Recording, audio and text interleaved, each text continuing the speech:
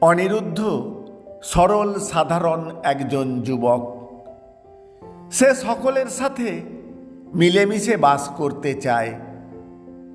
বেশ কিছুদিন হলো তার বাবা মারা গেছে।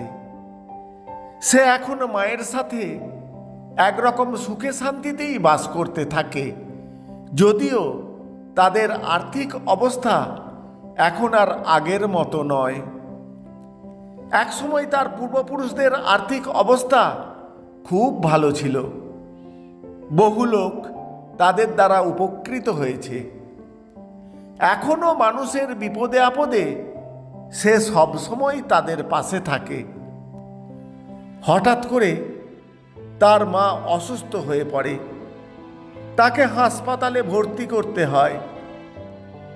দু একজন প্রতিবেশী একটু আধটু খোঁজখবর নিলেও তার পাশে কেউ দাঁড়ায়নি।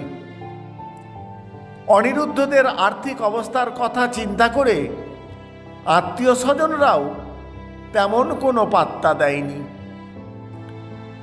তখন অনিরুদ্ধের মনে পড়ে যায় তার মায়ের একটা কথা, দুনিয়াটা প্রকৃতির নিয়মে চলে।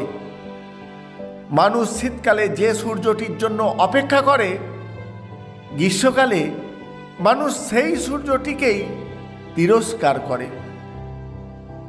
মায়ের কাছ থেকে শোনা এই কথাটি তাকে নতুন করে বাঁচতে শেখায় এবং মানুষের চরিত্র বুঝতে সাহায্য করে।